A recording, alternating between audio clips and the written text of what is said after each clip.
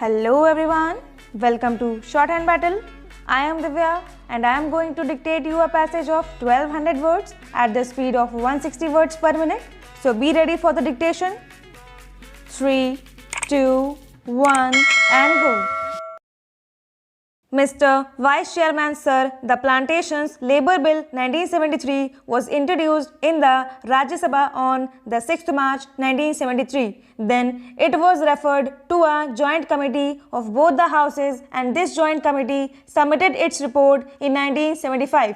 Now, we are discussing this bill today after 6 years of the submission of the report by the joint committee. Hence, the bill would not be able to deal with the present day expectation of the workers of the plantations. The original act in regard to the plantation labor, namely the Act of 1951 itself, provided various welfare measures for the plantation labor.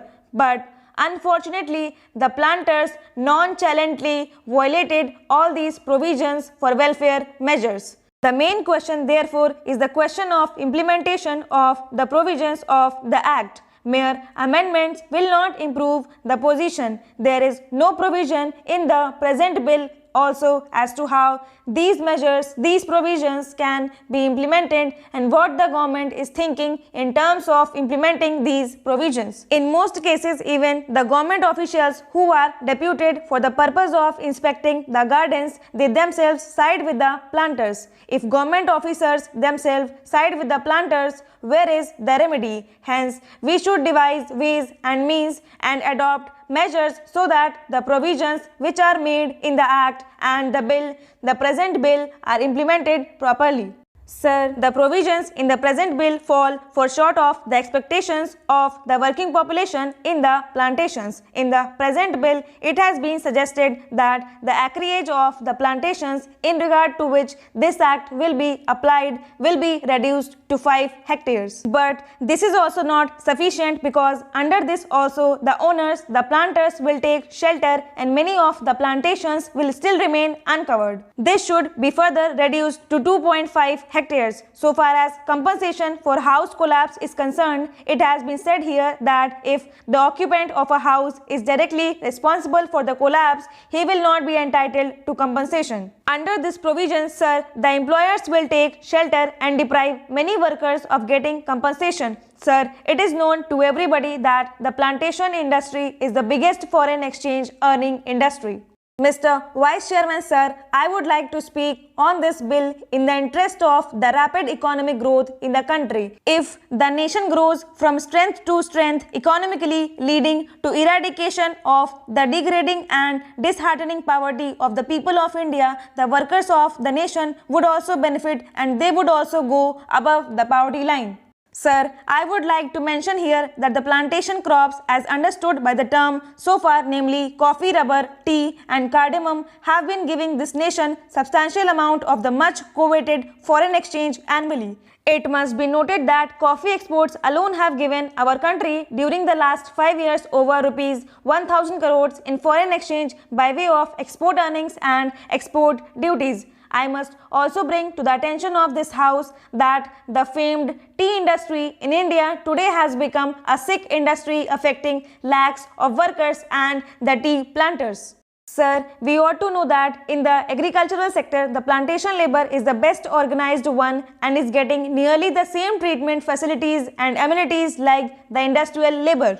Sir, coming from a plantation district of Karnataka, I sincerely agree that the welfare measures provided in the Act must be faithfully implemented and strictly enforced. But I cannot subscribe to the view taken by some that the planters generally are exploiters and are inimical to the interest of their own workers and that they must be dealt with severely. Sir, most of the planters of today are educated and they know that contented labor is conducive to productivity and peace in the estates and therefore would like to provide all the welfare measures and amenities to the workers. Sir, I would like to point out some of the very draconian, discriminatory and invidious urban-directed amendments made in the Plantations Labour Amendment Bill 1973. Sir, the Plantations Labour Act is sought to be applied now even to holdings of 5 hectares and above employing 15 persons and more. Originally, in the bill brought before the Joint Committee, it was sought to be applied to holdings of 6.5 hectares and above. It would be realistic to make an amendment to the present bill to raise the size of holdings from 5 hectares to 6.5 hectares. Mr. Vice Chairman Sir, I welcome the budget proposals for the year 1982 to 83, which are all comprehensive and which embrace most of the development plans that we have envisaged for the establishment of a socialistic society in this country. In spite of the taxation and the introduction of fresh duties, we find that the Finance Minister has succeeded in disturbing only a microscopic section of the people of this country to extract sufficient funds for our schemes. The Finance Minister has also succeeded in finding funds for almost all the development plans of this country, which will add to our good. While we discuss the general aspects of the budget, we will have to consider the activities of most of the sections that are now covered in the budget. Even though the provisions are there, I think, sir, the expenditure on some of the activities envisaged in this budget should be subjected to a thorough scrutiny.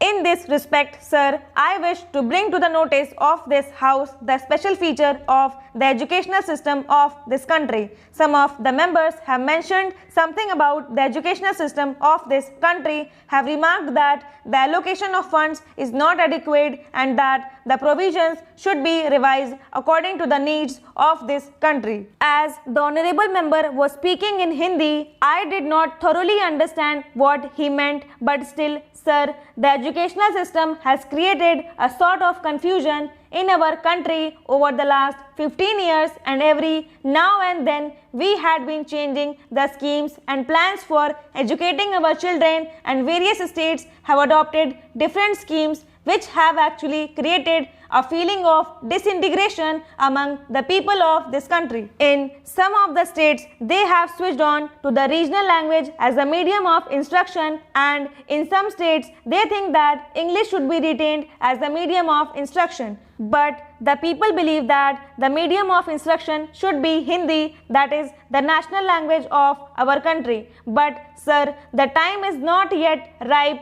for us to switch on to Hindi. So, as when we find it feasible, we may switch on to our national language, but till that time, we will keep English as the medium of instruction in all educational institutions. Stop.